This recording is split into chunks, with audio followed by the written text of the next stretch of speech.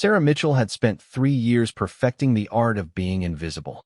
Every morning at 0600 hours, she would walk past the flight line at Kandahar Air Base, her logistics uniform crisp and unremarkable, clipboard in hand, while the real pilots suited up for another day of combat missions.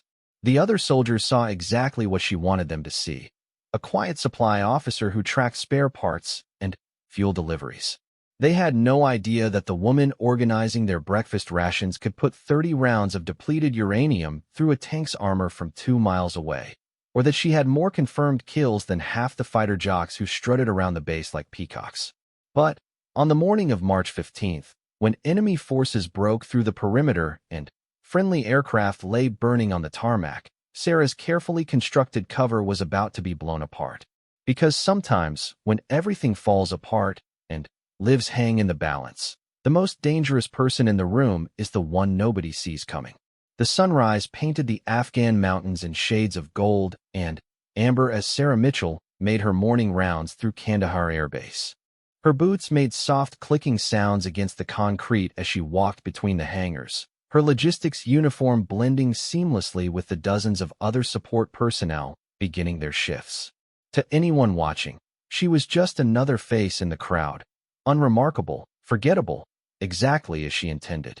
Sarah paused at the flight line, ostensibly checking her clipboard, but actually studying the A-10 Thunderbolt parked in Hangar 7.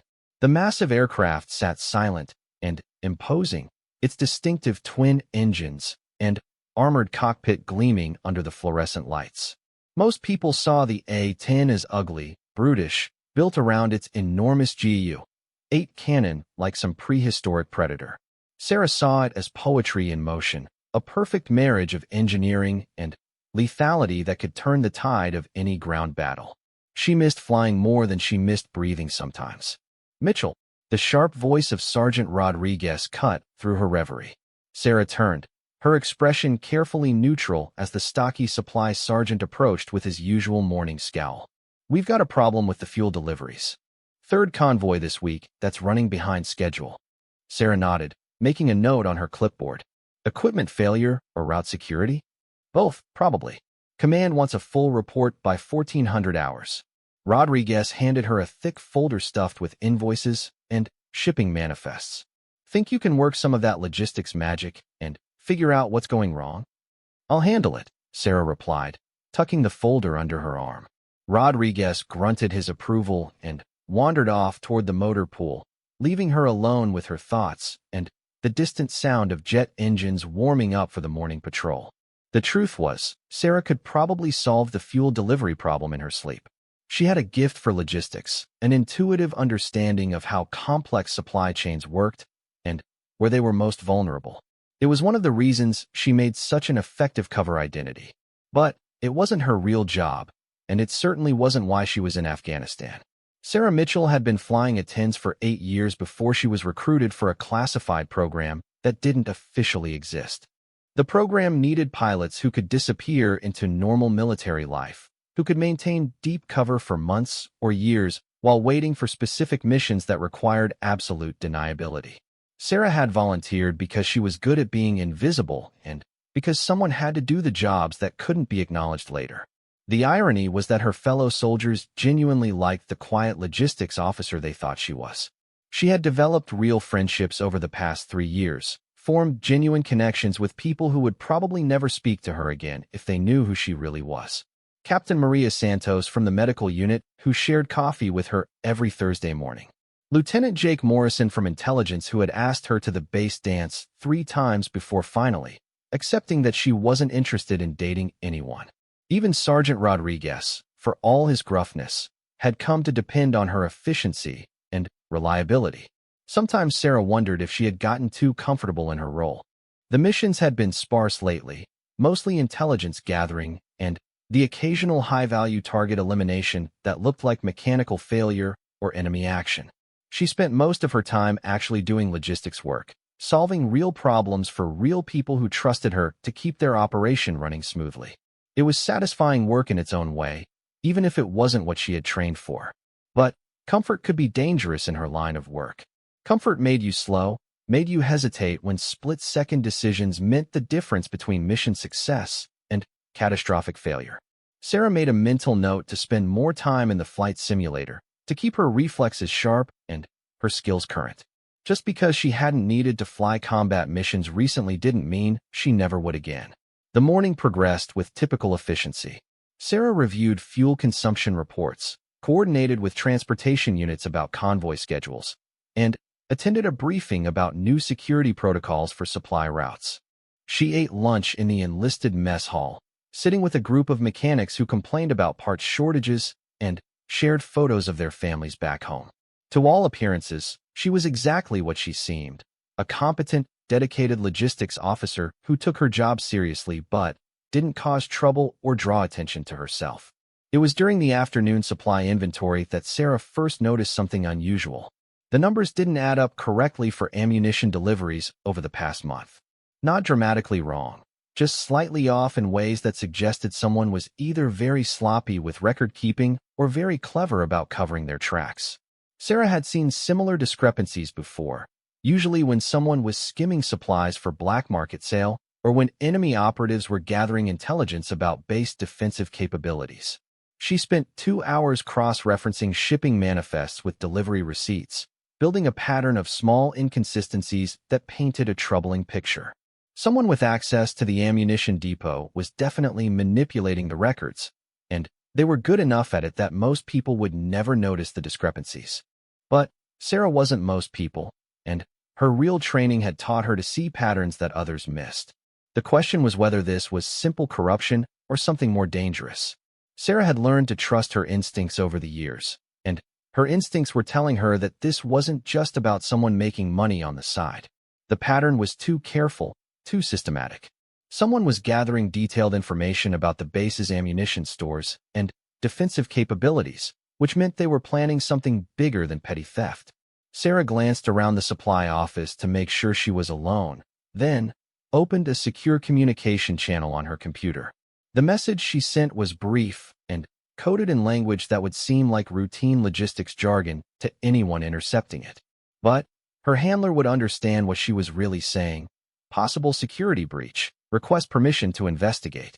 The response came back within 20 minutes, equally coded but unmistakably clear.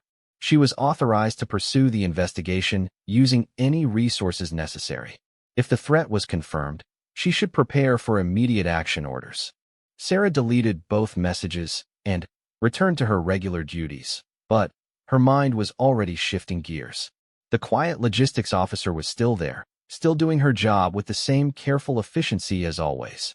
But underneath the surface, the predator was waking up, analyzing threats, and calculating responses with the cold precision that had made her one of the most effective pilots in the classified program. She finished her shift at 1800 hours, submitted the fuel delivery report that Rodriguez had requested, and ate dinner with her usual group of acquaintances. But as she walked back to her quarters that evening, Sarah was already planning her next moves. If someone was targeting Kandahar Air Base, they were about to discover that their intelligence about the base's capabilities was incomplete. They had no idea that one of the most dangerous weapons on the base was hiding in plain sight, disguised as a mild-mannered supply officer who wouldn't hurt a fly. Sarah smiled grimly as she settled in for the night, her service weapon cleaned and loaded in its holster, her flight suit hanging ready in the closet just in case.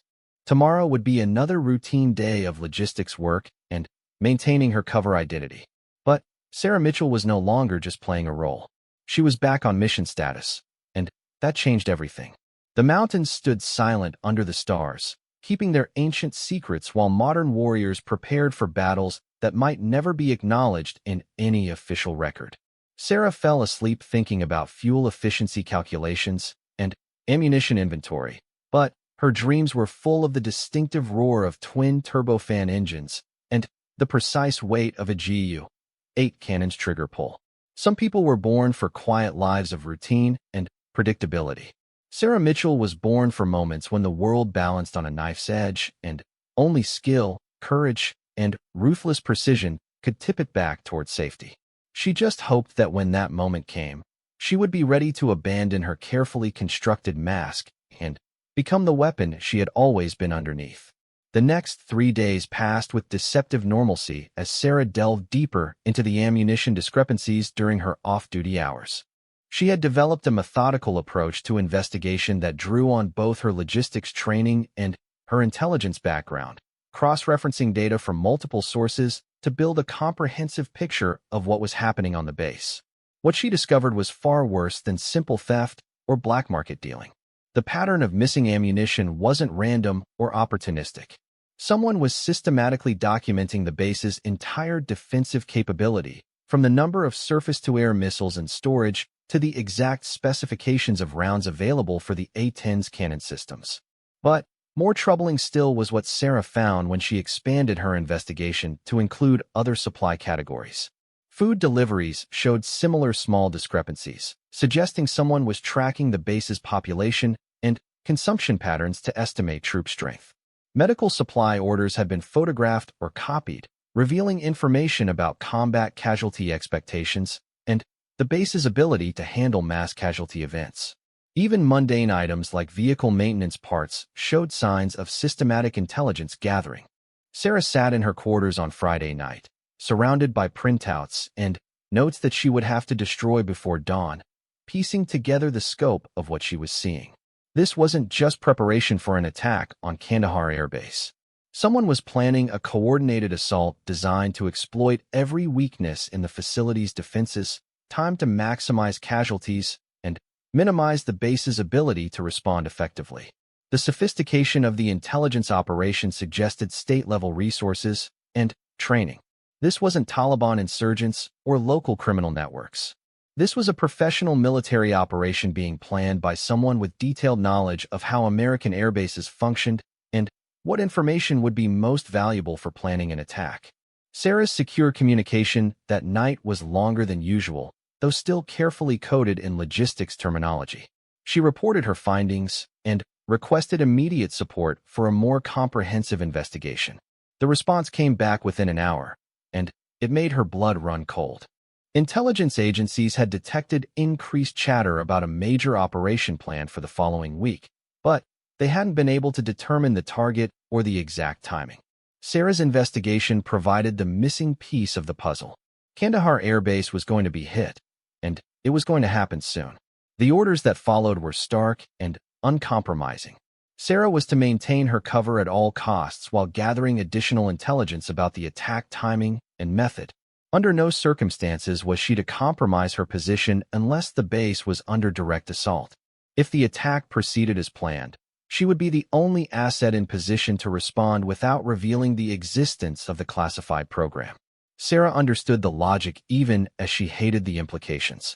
If she broke cover prematurely, it might save Kandahar Air Base, but would expose a multi-billion-dollar intelligence program that had taken years to establish. Other deep cover operatives around the world would be compromised, ongoing missions would be blown, and future operations would be impossible. The needs of the many outweighed the needs of the few, even when the few included everyone she had come to care about over the past 3 years. But understanding the logic didn't make it any easier to sit through Saturday's briefings about increased security protocols while knowing that those protocols were probably inadequate. Sarah watched Colonel Henderson explain the new patrol schedules and checkpoint procedures, wondering if he would still be alive in a week. She nodded along with Captain Santos's concerns about medical preparedness, knowing that the attack would likely overwhelm their capabilities regardless of how well prepared they were. The hardest part was maintaining her normal relationships while carrying the weight of what she knew.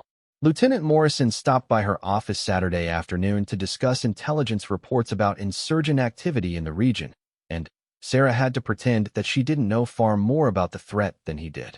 She made appropriate comments about supply security and listened to his theories about enemy capabilities while mentally calculating how many of the people in the intelligence section would survive a coordinated assault on the base. That evening, Sarah volunteered for overtime duty in the supply depot, ostensibly to catch up on inventory reports, but actually to conduct a more detailed investigation of the security breach. The depot was nearly empty after hours, staffed only by a skeleton crew of guards and night shift personnel.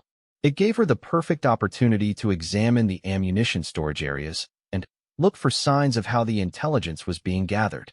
What she found exceeded her worst expectations. Hidden in a maintenance alcove behind the main ammunition bunker was a sophisticated surveillance system that definitely wasn't part of the base's official security network. Miniature cameras, signal interceptors, and data storage devices were concealed so expertly that they would be invisible to routine inspections. Someone had spent months, possibly years, installing and maintaining this equipment while moving freely around one of the most secure areas of the base. Sarah photographed everything with a camera that looked like a standard tablet computer, documenting the equipment placement and technical specifications. The sophistication of the gear confirmed her assessment that this was a state-sponsored operation. The cameras were military-grade equipment that probably cost more than most soldiers made in a year, and the data storage system was designed to function autonomously for extended periods without maintenance. But the most chilling discovery was a timer mechanism connected to several small explosive charges placed throughout the ammunition depot. The charges weren't large enough to cause a massive explosion that would level the facility, but they were positioned to create maximum chaos and destruction at a specific time. Sarah checked the timer display and felt her stomach drop. 18 hours and 37 minutes. The attack was scheduled for Sunday evening, probably timed to coincide with the weekly base entertainment event when most personnel would be gathered in the recreation center. The explosions would cripple the base's ammunition supplies while creating maximum casualties among off-duty personnel.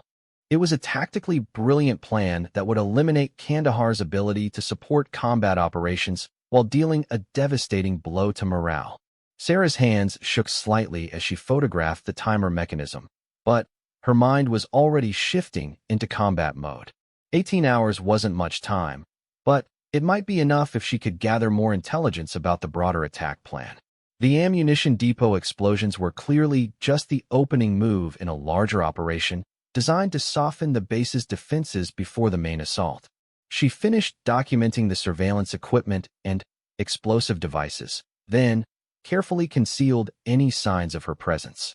The night shift guards never noticed her moving through the shadows between storage bunkers, and the security cameras showed only a dedicated logistics officer working late to catch up on paperwork. Sarah's secure communication that night was brief, but urgent. She transmitted the photographic evidence along with the attack timeline, then waited for new orders.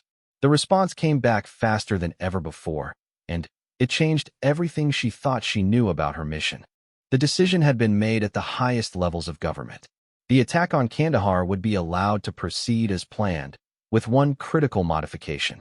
Sarah was authorized to take any action necessary to minimize casualties and preserve the base's operational capability, but she had to do it in a way that appeared to be either enemy action or mechanical failure. In other words, she was going to war. But she was going to war alone, without backup, without air support, and without anyone knowing who she really was or what she was trying to accomplish. If she succeeded, the official record would show that Kandahar Air Base had repelled an enemy attack through the heroic efforts of its regular personnel. If she failed, she would die as quietly and anonymously as she had lived for the past 3 years. Sarah read the orders twice to make sure she understood them correctly, then deleted the message and began planning the most important mission of her career. She had less than 18 hours to figure out how to single-handedly stop a coordinated assault on a military airbase while maintaining the illusion that she was nothing more than a supply officer who happened to be in the wrong place at the right time. It was, she reflected grimly, exactly the kind of impossible task that the classified program had trained her to handle. The only question was whether 3 years of playing a role had dulled her edge enough to make the difference between success and catastrophic failure. Sarah spent the rest of the night reviewing base schematics and aircraft specifications, memorizing details that might save lives when everything went to hell. She wasn't just preparing to defend Kandahar Air Base. She was preparing to become someone else entirely, to shed the careful mask she had worn for 3 years and reveal the predator that had been hiding underneath all along. By dawn, the quiet logistics officer was ready to go to war. She just hoped that when the shooting started, she would remember how to kill efficiently enough to make a difference in the outcome. Sunday morning arrived with the kind of crystalline clarity that Afghanistan was famous for, the sky an endless blue dome over the harsh beauty of the mountains. Sarah moved through her normal routine with mechanical precision, attending the weekly logistics briefing, reviewing supply requests, and maintaining the careful facade that had protected her for 3 years.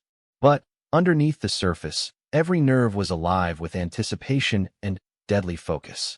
She had spent the pre-dawn hours making final preparations that would be invisible to casual observation, but potentially decisive when the attack came. Small modifications to equipment layouts that would give her faster access to critical systems. Emergency supply caches positioned in locations that only she knew about. Communication protocols established with her handlers that could function even if the base's primary networks were compromised. Most importantly, she had gained access to the flight line during the morning maintenance period, ostensibly to coordinate fuel deliveries, but actually to conduct a detailed pre-flight inspection of the A-10 in Hangar 7. The aircraft was in perfect condition, fully armed, and fueled for a training mission that had been scheduled for the following week. With minor modifications that appeared to be routine maintenance, Sarah ensured that the Thunderbolt would be ready for immediate combat deployment when needed. The morning passed with agonizing slowness as Sarah forced herself to maintain normal interactions while watching the clock tick down toward disaster. Captain Santos stopped by to discuss medical supply orders and stayed for coffee, chatting about her plans to visit her family during leave next month. Lieutenant Morrison shared intelligence reports about increased insurgent activity in the region, unknowingly confirming several aspects of Sarah's own information about the coming attack. Sergeant Rodriguez complained about fuel delivery schedules and asked her to work overtime again to sort out persistent transportation problems. Each conversation felt like a knife twisting in Sarah's chest because she knew that many of these people might not survive the next 24 hours. Santos with her gentle bedside manner and fierce dedication to her patients. Morrison with his dry sense of humor and encyclopedic knowledge of enemy tactics. Even Rodriguez with his perpetual gruffness that masked genuine concern for the people under his command. They trusted her, considered her a friend, had no idea that she was carrying the weight of their survival on her shoulders. The attack timeline gave Sarah some advantages in terms of preparation, but it also meant hours of psychological torture as she waited for violence that she knew was coming but couldn't prevent directly. She found herself memorizing faces during lunch, studying the layout of the recreation center where most personnel would be gathered when the explosion started, calculating response times and evacuation routes with the cold precision of someone who might need to fight through them later. The hardest moment came during the afternoon when Colonel Henderson announced that evening's entertainment would be a special screening of a popular movie, followed by a barbecue on the recreation center patio. Henderson was clearly trying to boost morale after weeks of increased security alerts and operational tempo, giving his people a chance to relax and enjoy themselves. He had no way of knowing that he was also ensuring maximum casualties when the ammunition depot exploded in less than 6 hours. Sarah wanted to scream. She wanted to grab Henderson by the shoulders and shake him until he understood that he was walking his people into a trap. Instead, she smiled and made appropriate comments about how nice it would be for everyone to have some downtime. The discipline that had kept her alive through years of classified operations held firm, even when every instinct was telling her to break cover and warn everyone about what was coming. As the afternoon wore on, Sarah began to notice subtle signs that the enemy operation was entering its final phase. Personnel movements around the base showed small anomalies that most people wouldn't detect, but that stood out clearly to someone trained in counterintelligence work. Delivery schedules had been subtly altered to ensure that certain areas would be understaffed during the critical window. Communication patterns suggested that information was being passed between individuals who had no official reason to coordinate their activities. Most tellingly, several base personnel who should have been on duty for evening shifts had called in sick or requested schedule changes that would keep them away from the most dangerous areas when the attack commenced. Sarah recognized the pattern from intelligence briefings about previous enemy operations. Key assets were being protected while expendable personnel were left in place to maintain operational security until the last possible moment. The realization that the enemy had multiple operatives embedded within the base's regular personnel made Sarah's job exponentially more difficult. She wasn't just facing an external assault that could be repelled with superior firepower and tactical skill. She was dealing with a sophisticated intelligence operation that had compromised the base's security at multiple levels and could adapt in real time to changing circumstances. Sarah spent the final hours before the attack conducting what appeared to be routine evening inventory work while actually positioning herself for maximum tactical advantage when the shooting started. She requisitioned additional ammunition and equipment using her logistics authority, officially for upcoming training exercises, but actually to ensure that she would have sufficient resources for an extended engagement. She reviewed facility maps and communication protocols, memorizing details that could save precious seconds when reaction time meant the difference between life and death. Most critically, she established herself in the supply depot office that provided direct line of sight to both the ammunition storage bunkers and the aircraft hangars. From that position, she could monitor the explosive devices she had discovered while maintaining rapid access to the flight line when it became necessary to abandon her cover identity and take direct action. The evening entertainment event proceeded exactly as planned, with most of the base's off-duty personnel gathering in the recreation center to watch the movie and enjoy the barbecue. Sarah watched through her office window as soldiers laughed and relaxed, sharing food and conversation while completely unaware of the timing devices counting down in the bunkers less than 200 meters away. The normal sounds of base operations continued around her, helicopters landing and taking off, vehicles moving between facilities, generators humming with steady electric rhythm. It was, Sarah reflected grimly, probably the last normal evening that Kandahar Air Base would see for a very long time. At 20:47 hours, 13 minutes before the timer was scheduled to trigger the ammunition depot explosions, Sarah detected the first signs of the broader assault beginning.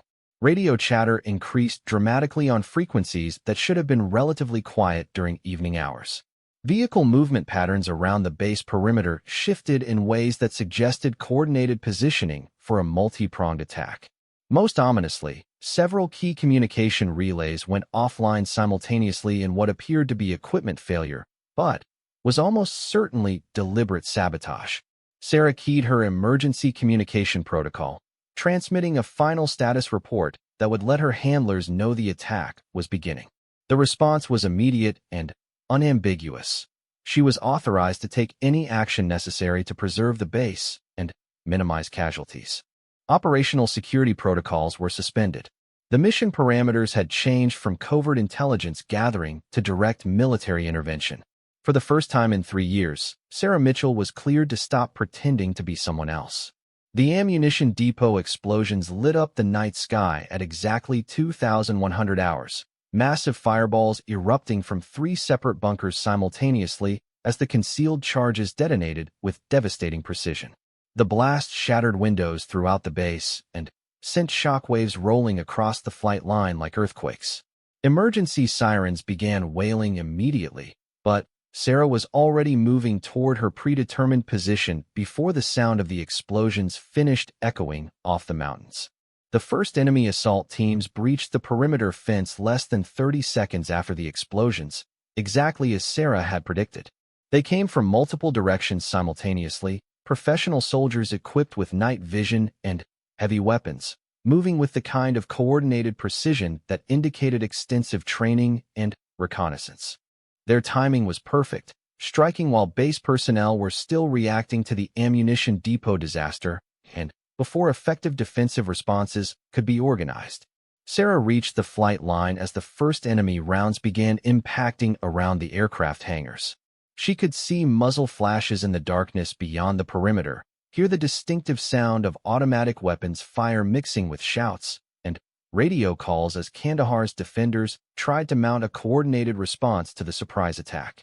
Explosions continued to rock the base as secondary charges detonated throughout the facility, creating chaos and confusion that would mask the sound of what Sarah was about to do. The A-10 Thunderbolt sat silent and imposing in Hangar 7, exactly as Sarah had left it after her morning preparations. She had perhaps 90 seconds before enemy forces reached the flight line and began systematically destroying the base's air assets. 90 seconds to transition from quiet logistics officer to close air support pilot, to shed the identity she had worn for 3 years and become the weapon she had always been underneath.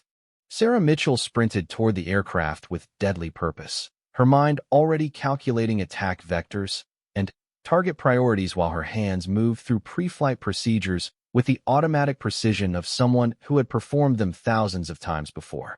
The enemy had made one critical mistake in their intelligence gathering about Kandahar Air Base. They had no idea what they had just awakened. The A-10's engine spun to life with a sound like controlled thunder as Sarah completed the fastest combat startup sequence of her career. 3 years of enforced inactivity fell away in an instant as her hands moved across the controls with the fluid precision of a concert pianist, every switch and system responding exactly as she remembered. The familiar weight of the flight helmet, the reassuring pressure of the harness against her shoulders, the subtle vibration of 30,000 pounds of armored aircraft eager to hunt. It all felt like coming home after a long and painful exile. Enemy rounds began sparking off the hangar walls as Sarah taxied the Thunderbolt toward the flight line. But the aircraft's titanium bathtub cockpit shrugged off small arms fire like rain. Through her night vision display, she could see enemy assault teams advancing on multiple axes, their movements coordinated and professional. These weren't insurgents with improvised weapons. These were special operations troops with military-grade equipment and extensive training in base assault tactics. But they had planned their attack around the assumption that Kandahar's air assets would be destroyed on the ground before they could respond effectively. They had no contingency for an A-10 pilot who could complete combat startup procedures in under 2 minutes, and who knew every inch of the base's defensive layout from 3 years of careful observation. Sarah's first target was a heavy machine gun team that had set up a position overlooking the main aircraft parking area. The GAU-8 cannon's distinctive roar split the night as 30mm depleted uranium rounds chewed through the enemy position at 70 rounds per second. The machine gun fell silent instantly, its crew eliminated with surgical precision that left nearby friendly positions untouched. Banking hard left to avoid surface-to-air missile lock, Sarah identified her next priority, a mortar team that was systematically targeting the base's communication facilities. The A-10's targeting system painted the enemy position with laser designation, while Sarah lined up for a strafing run that would neutralize the threat without causing collateral damage to nearby fuel storage tanks. The second burst from the GAU-8 lasted less than 3 seconds but erased the mortar team from existence with the kind of overwhelming firepower that made the Thunderbolt legendary among ground forces. Sarah pulled up hard, gaining altitude while scanning for additional targets through the aircraft's sophisticated sensor array. What she saw made her blood run cold. The assault on Kandahar was far larger than her intelligence had suggested. Enemy forces were approaching from 6 different directions simultaneously, with heavy vehicles and crew-served weapons that indicated regimental-level strength. Worse still, several enemy aircraft were visible on the horizon, approaching at low altitude to avoid radar detection. This wasn't just an attack on an isolated airbase. This was the opening move in a major offensive that could destabilize the entire region. Sarah keyed her radio to the base emergency frequency, finally, breaking 3 years of communication silence with her fellow defenders. Kandahar Tower, this is Warthog 77 requesting immediate tactical frequency and current defensive positions. I have multiple enemy formations in sight and am engaging immediately. The response came back crackling with static and confusion. Warthog 77, this is Kandahar Actual. We show no scheduled air operations for your call sign. Please identify your unit and mission authorization. Kandahar Actual, this is Lieutenant Colonel Sarah Mitchell, call sign Reaper 24, flying under classified operational authority. I am engaging enemy forces attacking this base. Recommend all ground units take cover and mark friendly positions with infrared strobes immediately. The silence that followed lasted nearly 10 seconds, broken only by the sound of explosions and automatic weapons fire echoing across the base. When the radio crackled back to life, it was Colonel Henderson's voice, tight with disbelief and desperate hope. Reaper 2-4, this is Kandahar actual. We confirm multiple enemy formations attacking from all vectors. Our air assets were destroyed in the initial bombardment. Whatever classified authority you're operating under, we need immediate close air support or this base will be overrun within the hour. Sarah was already diving toward her next target, a column of enemy vehicles approaching the main gate with what appeared to be explosive charges intended to breach the facility's primary defenses. Kandahar actual, understand you need immediate support. Be advised I am carrying full ordnance load and have sufficient fuel for extended engagement. Mark all friendly positions and clear airspace of personnel immediately. The next 15 minutes transformed Sarah from a quiet logistics officer into the angel of death that A-10 pilots were trained to become. She worked methodically through the enemy formations, using her intimate knowledge of the base's layout to position her attacks for maximum effectiveness while minimizing risk to friendly forces. The GU-8 cannon spoke again and again, its depleted uranium rounds tearing through enemy armor and fortifications with devastating precision. When cannon ammunition ran low, Sarah switched to her missile payload, using precision-guided munitions to eliminate high-value targets that were too close to friendly positions for cannon fire. Each missile found its mark with the kind of accuracy that came from years of training and the desperate motivation of someone fighting to save the lives of people she cared about. But even as enemy ground formations fell back under the withering fire from above, Sarah knew that the real threat was still approaching. The enemy aircraft she had spotted were now clearly visible as attack helicopters and fixed-wing aircraft, probably tasked with finishing the destruction that the ground assault had begun. If they reached Kandahar while the base's defenses were still disrupted, they could complete the mission that the ground forces had failed to accomplish. Sarah climbed to intercept altitude while checking her remaining ammunition status. She had enough cannon rounds for perhaps 2 more sustained engagements, plus her remaining air-to-air missiles. Against multiple enemy aircraft with unknown capabilities, it would have to be enough. The first enemy helicopter appeared in her targeting reticle as she crested the ridgeline that sheltered Kandahar from the north. Sarah's missile lock tone began immediately, indicating that the enemy aircraft had not detected her approach and was presenting a perfect target profile. Her first air-to-air missile struck the helicopter's engine compartment with a brilliant flash that lit up the night sky, sending burning wreckage tumbling toward the valley floor. The second helicopter pilot was more alert, immediately taking evasive action and launching countermeasures that temporarily broke Sarah's missile lock. But the A-10 wasn't just a close air support platform. In the right hands, it was a surprisingly effective air-to-air fighter, especially against slower-moving targets like attack helicopters. Sarah closed to gun range and triggered a short burst from the GU-8, leading the target by just enough to account for the helicopter's evasive maneuvering. Depleted uranium rounds shredded the aircraft's rotor system and main body, sending it spinning out of control into the mountainside below. 2 down. But now Sarah could see the fixed-wing aircraft approaching from the east, probably fighter bombers loaded with precision-guided munitions intended to finish destroying Kandahar's infrastructure. These would be a much more dangerous threat, with better sensors, defensive systems, and air-to-air capabilities that could match or exceed her own. Sarah turned toward the approaching aircraft while keying her radio to contact her handlers on the classified frequency that she hadn't used in operational conditions for 3 years. Control, this is Reaper 2-4. I have engaged and neutralized ground assault on Kandahar, but enemy air assets are still inbound. Request immediate support or vector to friendly fighters in the area. The response was immediate and unwelcome. Reaper 2-4, Control. No friendly assets available for immediate support.